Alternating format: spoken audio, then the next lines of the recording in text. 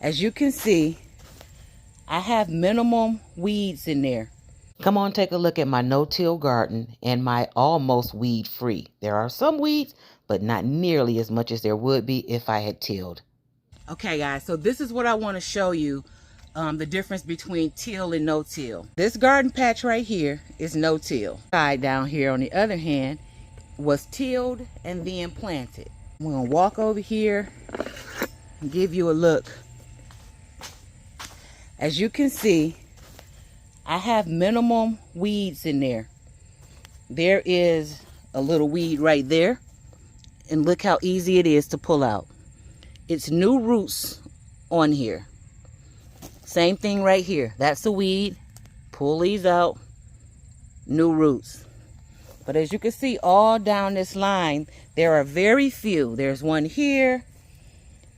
And I do come in here and try to stay on it by pulling these little bitty weeds out as they pop up. Girl, something in here eating its life away over here, right? But there aren't many weeds in these rows. Let me show you the second row. This is where all the tomatoes and peppers and stuff like that.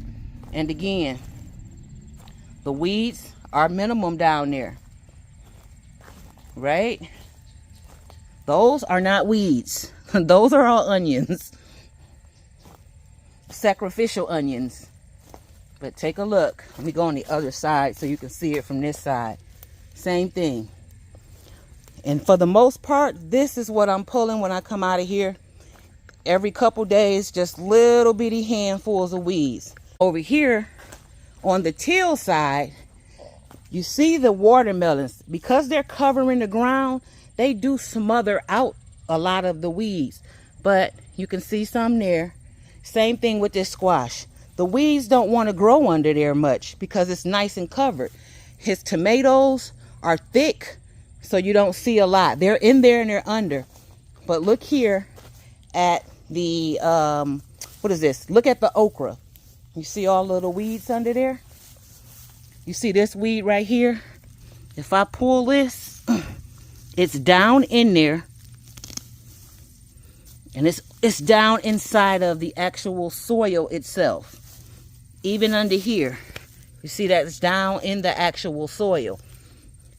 Because one of the things about tilling is when you break up that soil and turn everything over, whatever's growing in there is down in the soil itself to still come back up. But over here, and not till anything, I didn't disturb anything of the layers up under. Let me move this so you can see. So this is the bed that I just prepared. And remember, I didn't dig anything up. I placed my soil on top.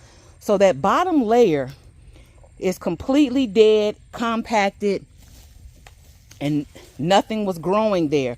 And instead of disturbing that, I just went on top.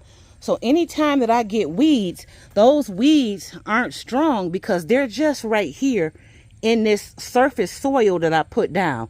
Those weeds are actually weeds that are blowing in here from the wind and that kind of stuff. So they're not in the soil itself down and then coming up.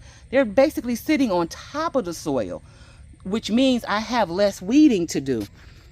And as long as I come in here and I grab those little weeds here or there, the garden will stay pretty much weed free. When I see that I have a lot of weeds popping up in a particular spot, that probably means I don't have enough soil or there's something under there. I need to get under there and pull it by the root.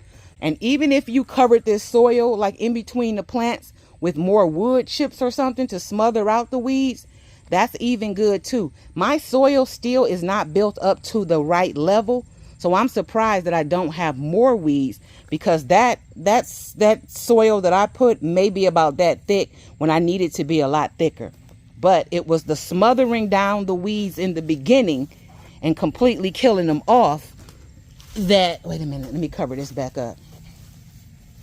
But it was the completely smothering down those weeds in the beginning and killing them off that gives this such a good jump start. No cardboard, no landscape fabric in between the things that are planted. It's just plain and simple suppressing those weeds. Now it takes some time. as you can see, this area right here, this area is still tarped, and I haven't done anything to it, but I have prepared that row under this black here. But last year, at the end of the season, we covered this entire area of the tunnel. Some of it wasn't covered as good as the others because we didn't have enough tarp back then when we originally started to cover it. But for the most part, this whole area, we knew we were going to get a high tunnel sooner or later. We were hoping it was coming this year. So around last October, we covered everything up. And this wasn't uncovered basically until May. This area right here may remain covered for this whole season. If you get a chance and you know that you're going to put a garden in some area, go ahead and cover it. What I did was originally come in here with the lawnmower, cut the grass down. Wait, let me put my camera down. Cut the grass. What I originally did was come in this whole area with the lawnmower, cut the grass down as low as it could go, like burning it, so there was nothing left of the grass, just with a lawnmower. After that, you let that sun beat on it for a couple of days and brown it out, then you cover it up. If you cover it up while it's still hot, it works faster. Give it a little bit of water up under there, like a light spray, or if it's a light rain, you can come out and cover it while it's raining. Cover it up and leave it alone, and that ground will kill out all of the weeds. It will get down there. Not even the roots can maintain. Let me show you this area that's covered up under this tarp right here, so you can see what this looks like.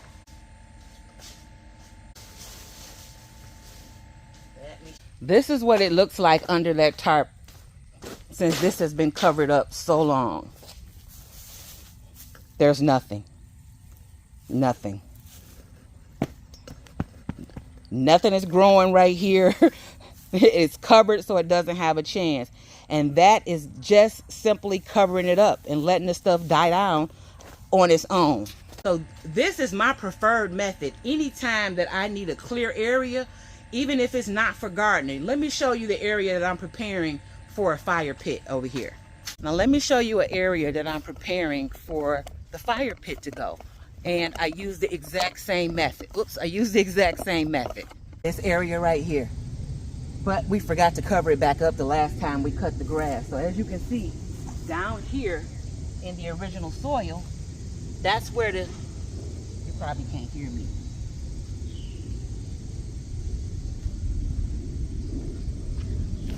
So these weeds are growing down in that original soil.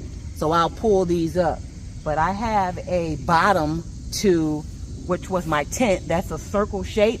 All I did again, cut the grass really, really low, take the tarp and lay it right in this spot. And now I have my circle. I don't have to dig out this circle or do anything to it. I can come in here now, lay down some other fabric, put my rocks, put my fire pit in the middle, and be done with it. So that method works for almost everything. So if you're thinking about gardening and you're trying to find a way, but you don't have the ability or the strength to till and dig, start now. All you have to do is cut the grass, give it a sprinkle, and cover it up with some type of dark tarp or plastic. I don't use tarps anymore because I was fortunate enough to find billboard vinyl signs that someone is selling. That stuff is super, super thick. Otherwise, you can buy that really good Dura Weave or Dura Web. I think it's the Dura Web one, the black one, landscape fabric. It is kind of expensive, but you can reuse that stuff. Whenever I use it in a spot and I'm done with it, I roll it up and take it right on to the next spot because you pay enough for it to get more than one use. And I've had some of that fabric around here 3 and 4 years while I'm just keep using it wherever I want. Matter of fact, let me show you under this trailer. The fabric moved back, but I don't want grass to grow around this trailer. I want it to grow out so that we can cut it, and I want this area clean. So the same thing, I put down one of my vinyl billboards, we drove the trailer over it, and then that area will stay grass free up until the edges. I can either leave that billboard vinyl down, put rocks or something on top of it, or I can move it and go with mulch or something like that. I think in this area, I'm going to leave that piece of billboard vinyl down there because I don't want anything growing under there, and I want to be able to have a surface to lay on if I need to get under the trailer when I'm doing some work fixing it up. And so it creates a nice clean space for me to work in, I guess you can say. Well, that's my take on no-till. Again, if you're thinking about gardening and you just don't have the ability to do the labor part of tilling, just cover it up. Don't forget to like, subscribe, hit the notification bell. I'm officially Fran, and bye-bye for now.